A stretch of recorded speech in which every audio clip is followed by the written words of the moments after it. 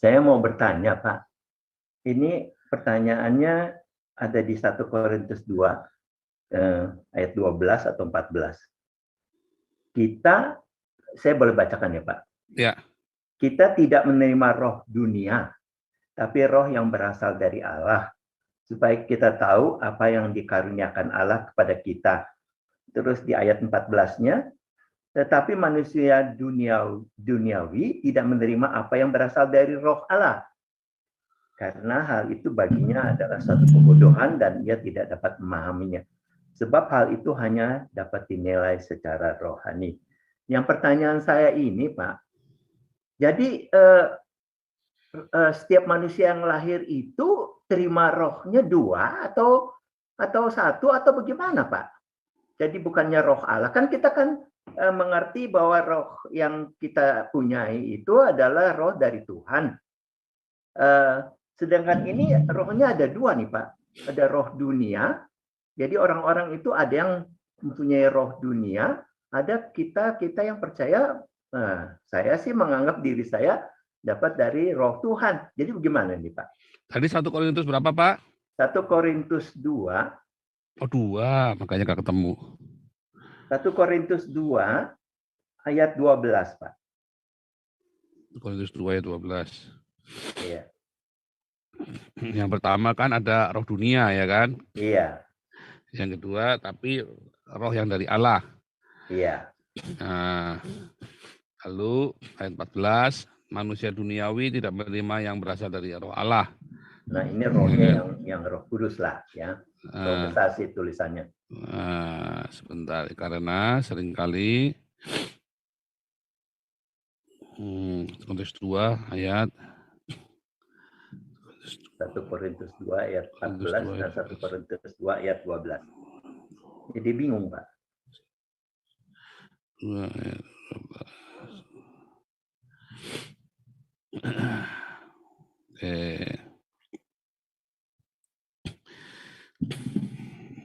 Mana kok enggak mau buka? Ada ketemu nih ya ayatnya nih. Ya, jadi kalau kita bicara Allah adalah roh, setan-setan kan juga roh kan. Ya. Seringkali kita memikirkan roh itu adalah oknum kan, adalah satu sosok begitu kan. Sebenarnya enggak loh. Kalau kita bilang roh itu adalah sebuah, dulu saya bilang salah satunya adalah ambience. Ambience itu juga roh, atmosfer itu juga roh.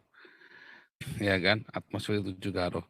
Jadi kalau bilang roh yang dari dunia, maksudnya roh yang memikirkan hal-hal yang dunia, gitu. Roh yang dari Allah itu yang memikirkan perkara-perkara surgawi.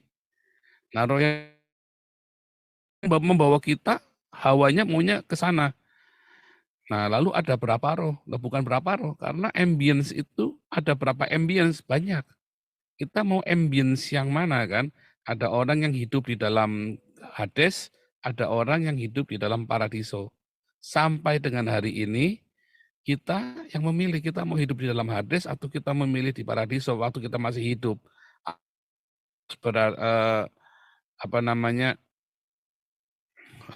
Berarti kan kita masih hidup. Nah, itu yang saya bilang rohnya itu loh. Orang-orang yang memutuskan untuk menerima roh-roh yang dari dunia ini, roh yang dari dunia ini, ya dia akan hidup dalam Hades. Karena roh dunia ini akan membawa kita ke Hades kan, dan membuat kita, roh yang dari surga membuat kita hidup dalam kerajaan Allah. Jadi itu bukan roh satu orang, ada unsur-unsurnya ya, roh manusia, roh Allah, roh dunia, terus ada roh apa lagi di dalamnya, roh setan di dalamnya dia. Bukan seperti itu. Bahkan roh dia kerasukan roh jahat. Itu bukan satu oknum masuk ke dalam dia, bukan itu juga. Nah, itu kan ada di dalam pelajaran tentang malaikat, setan itu ya. Nah, itu seperti itu. Nah, seringkali kita memikirkan roh itu seperti itu. Makanya kalau bilang, dikatakan peperangan kita melawan roh-roh jahat di udara. Peperangan kita penguasa-penguasa di udara. Itu bukan kayak satu oknum sosok genderuwo atau kuntilanak. Tapi kita sedang melawan ideologi-ideologi. Masalahnya, tidak ada satu kata pun yang cukup untuk mendeskripsikan semua ambience, ideologi, pengaruh, Ini paling gampang, pneuma, roh dunia. Ya, rasa cinta, uang, nah itu kan roh dunia. Apakah itu satu oknum, rasukan roh dunia? Enggak, bukan. Ya karena itu roh dunia, itu spiritnya. Itulah spiritnya. Kalau hawamu musuhan sih, hawamu jahat nih, musuhan terus nih. Apa tuh ngomongnya? Nah, karena tidak ada satu kata yang bisa mewakilkan itu, Pak Iman. Makanya dikatakannya roh. Saya ketemu orang, ini hawanya pengennya berantem terus ya. Hawanya penuh damai. Saya lagi marah pun ketemu dia pengennya damai. Anak saya itu miracle, hawanya itu belas kasihan. Ketemu dia apapun, jadi kita jadi berbelas kasihan, gitu ya. Nah itu spirit, itulah spirit. Ada orang yang hawanya dengki, itu hawanya dengki. Lah apa maksudnya? Apakah dia itu kerasukan roh dengki? Bukan, pokoknya hawanya itu membuat orang dengki itu loh, deket-deket sama dia, ada ya. Nah ada gereja ya, atau rumah tempat yang hawanya angker. Itu spirit, Pak. Itu spirit, tetapi bukan spirit yang dimengerti oleh orang-orang pada umumnya. Maksudnya spirit itu banyak setannya. Bukan. Memang karena apa? Karena lembab, gelap. Ya kan, lembab, gelap. Udaranya, sirkulasinya nggak mengalir. Makanya hawanya singit. Nah, itu maksudnya roh-roh itu, Pak. Nah, tidak ada satu kalimat, tetapi kemudian manusia memotongnya. Oh, ini roh jahat, ini ada roh ini, ada roh itu, roh kuntilanak, mendeskripsinya ini roh genderuwo, roh. Jadi begitu, Pak. Sama ada rumah, ya kan? Ada yang kok hawanya aku pengen memuji Tuhan, hawanya itu rohani, hawanya itu saya pengen dekat sama Tuhan. Kan ada yang begitu. Nah, itu spirit juga, ya kan? Kenapa? Karena diciptakan, ya kan? Karena kita menciptakan. Misalnya kalau di rumah saya dari pagi sampai malam kan kita buat doa kan. Nah, jadinya ya hawanya apa berdoa. Jadi bukan masalah kalau orang-orang karismatik kan mendeskripsikannya kan, karena ada malaikat Tuhan di sini, ada apa namanya, ada meja ukupan dari surga di tengah-tengah rumah, wah segala macam dengan deskripsinya mereka. Nah itu hanya sebuah deskripsi dari otak bawah sadar kita, lalu kita memvisualkannya, penglihatannya seperti itu. Tetapi sebenarnya simple. Karena orang-orang yang di rumah itu senang berdoa dan hawanya memang ya, hawanya jadi enak dan seterusnya. Nah itu yang seringkali kita salah kaprah dengan kita salah kaprah dengan taroro. Nah itu yang di dalam 1 Korintus 2 itu seperti itu, Pak. Oh, jadi gitu. bukan dua. Karena saya mengertinya kan gini, Pak. Roh yang di tubuh kita ini kan roh dari Tuhan. Roh, jiwa, dan tubuh. Fisik, Pak. Roh yang dari Tuhan ini kan kembali kepada Tuhan. Yang dihukum ini nanti jiwanya, yang dagingnya jadi debu. Nah, bukan berarti ada roh lain lagi yang masuk ke badan orang itu, Pak. Bukan. Ya. Bukan.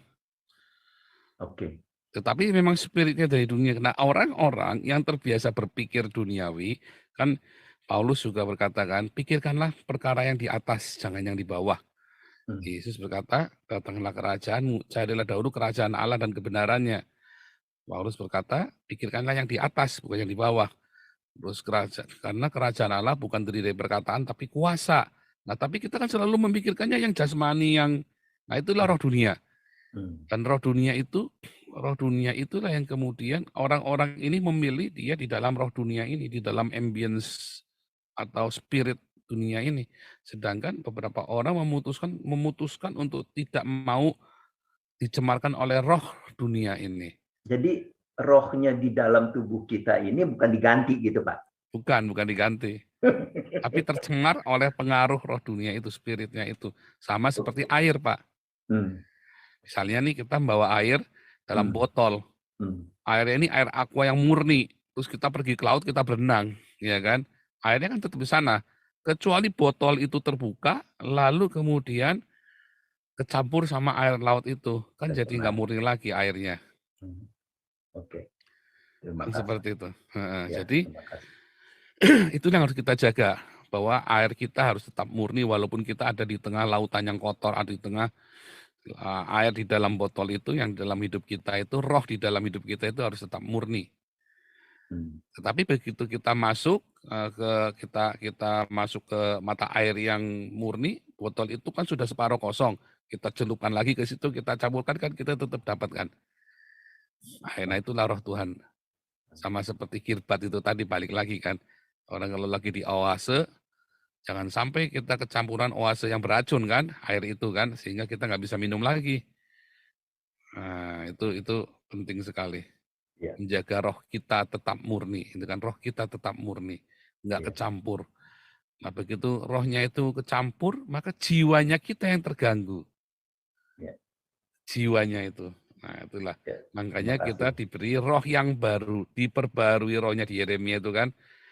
Karena roh itu udah benar-benar roh di dalam manusia itu sudah begitu lemahnya, swak, sehingga dia nggak bisa dengar suara roh yang adalah Allah sendiri.